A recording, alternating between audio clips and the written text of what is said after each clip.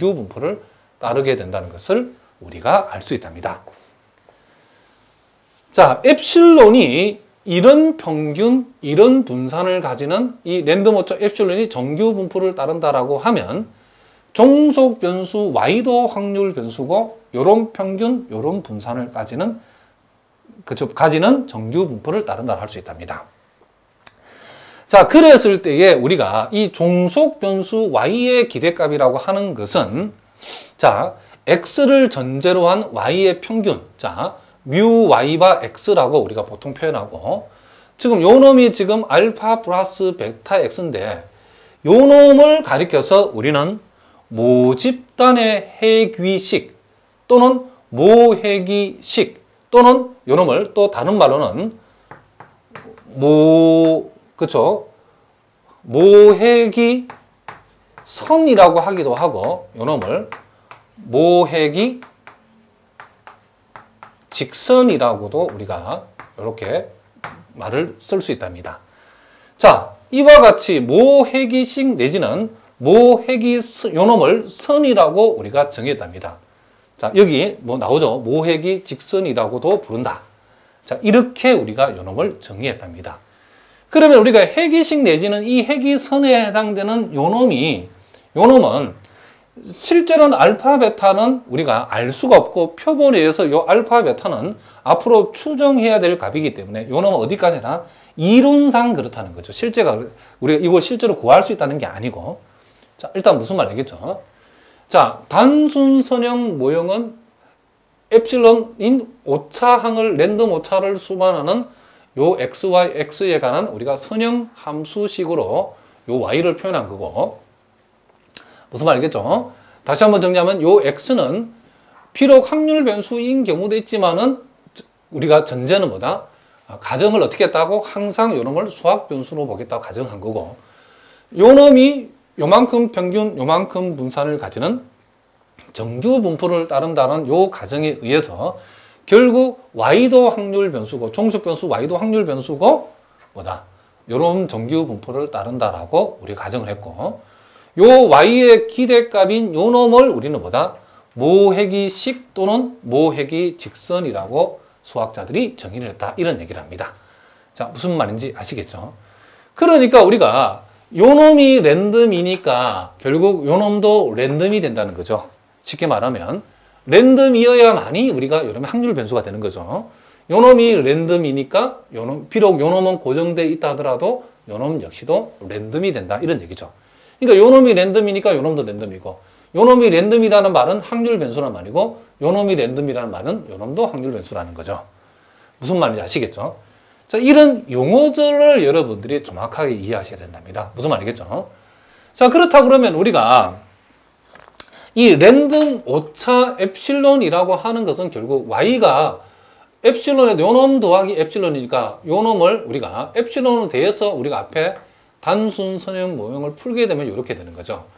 그러니까 이 오차라고 한 랜덤 오차라고 하는 요 엡실론은 이 y 값에다가 알파 플러스 베타 x, 즉 모해기식 값만큼 우리가 어떻게 하면 된다? 빼버리면 된다는 거죠.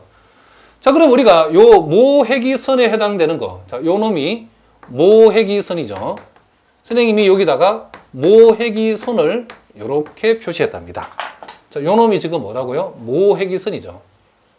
자, 그럼 요와 같은 모해기선을 우리가 표시를 했는데, 지금 여러분들 잘 봐요. 이 y값, 자, 여러분 좀 입체적으로 보이기 위해서 일부러 y하고 x를 좀 빼다가게 그려놓은 거지. 사실은 y축과 x는 직교축이죠. 그걸 참고를 하고.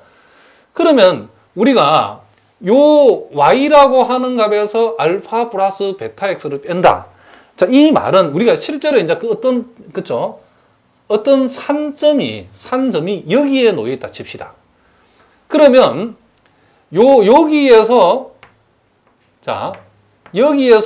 요 x축까지 길이, 여기서 요 길이는 바로 요 놈을 y1이라고 했을 때에 첫 번째 이 점의 무슨 값이다? y 값이 되겠죠.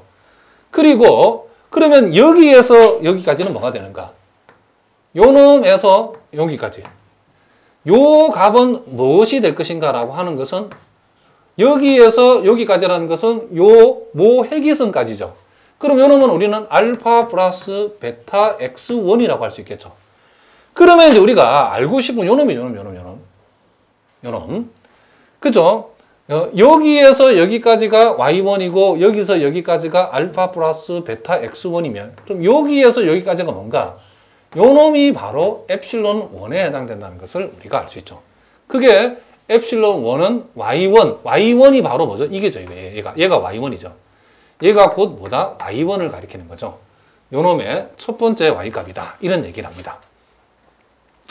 무슨 말이겠죠? 그러니까 요 모회기선하고 요 산점하고 y값의 차이, 요놈을 우리가 뭐다? 오차, 첫 번째 오차라고 볼 수 있다. 이런 얘기죠. 그럼 만약에 산점이 여기에 놓여 있다라고 하면, 그렇게 되어진다라고 하면, 이제는 여기에서 여기까지가 y2의 값에 해당되고, 자, 그리고 여기에서 여기까지, 요 길이가 지금 그쵸? 여기에서 여기까지 길이가 지금 뭐다? 아, 선생님 말을 잘못했네. 이게 왜 이렇게 나왔죠? 얘는 그냥 알파 플러스 베타 x1인데 이거 괜히 선생님 잘못 썼습니다. 이거. 아, 선생님 살짝 맛이 갔다. 여러분 이해해 주시기 바랍니다. 얘가 y1이고 요는 그냥 알파 플러스 베타 x1이죠. 그리고 여기에서 여기까지 길이도 요 곡선, 요 직선까지 y 값의 길이니까 요 점까지 요 놈도 우리는 알파 플러스 요 놈은 베타 x2라고 이렇게 표현할 수 있죠. 알파 플러스 베타 x2라고. 자, 요 놈이 잘 안 보이는 분은 선생님 다시 써주겠습니다. 알파 플러스 베타 뭐라고요? x2라고 이렇게 표현할 수 있다는 거죠. 그러면 이제 요 y2에서 요 놈을 뺀 값, 여기에서 여기까지 여기에서 그쵸? 요 차이 y2에서 요 놈을 뺀 값, 물론 요 놈이 이제 음수로 나타나겠죠. 요 놈이 지금 뭐다? 엡실론 2에 해당된다. 이런 얘기죠.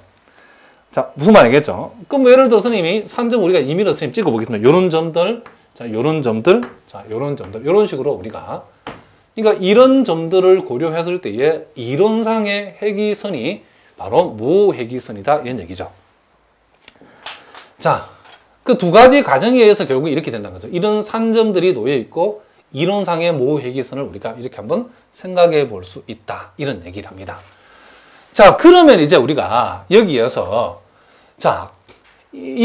우리가 이와 같은 구체적인 요 점의 이 y 값이 여기에 이제 분포하고 요놈은 그렇죠. 여기에 분포하고 여기에 분포하는데 지금 우리가 뭐라고 그러냐면 이 종속 변수 y는 정규 분포 평균이 알파 플러스 베타 x 그리고 표준 편차가 분산이 시그마 제곱인 정규 분포를 우리가 따른다라고 했죠.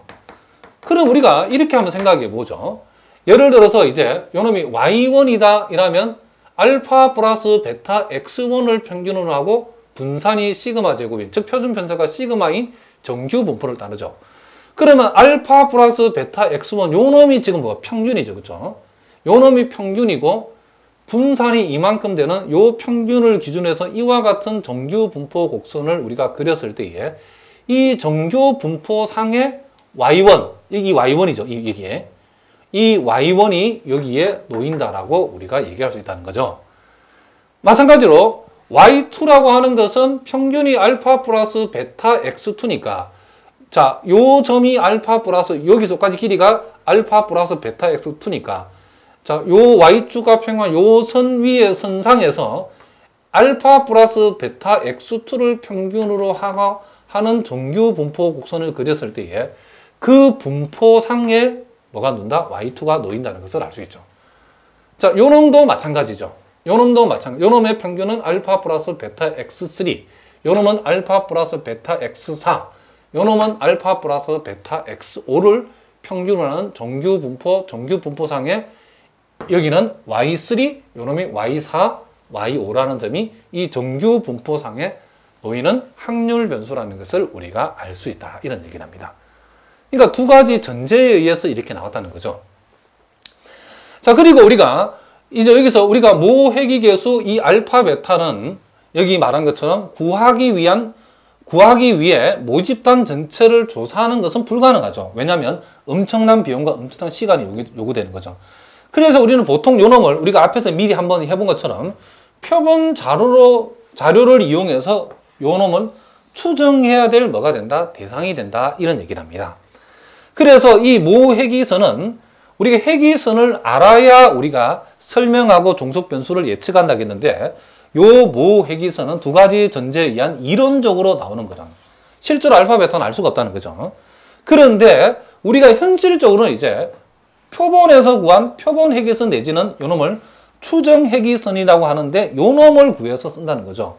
그러니까 요 알파를 추정한 값이 A 값이고 베타를 추정한 값이 뭐가 된다? B의 값이다. 이렇게 했을 때에 요 Y 값, 종속 변수 Y 값을 Y 해시다 쓰고 요놈을 우리가 예측 값이라고 부르겠다. 이런 얘기랍니다. 자, 무슨 말인지 알겠죠? 그러면 구체적으로 이제 표본 데이터를 가지고 요 알파 값의 추정치 A 값, 베타 값의 추정치 B 값을 구체적으로 어떻게 구하는 것은 이제부터 이제 우리가 공부할 내용인데 요 놈에 대해서는 우리가 다음 시간에 여러분들이 본격적으로 공부를 한다. 이런 얘기를 합니다.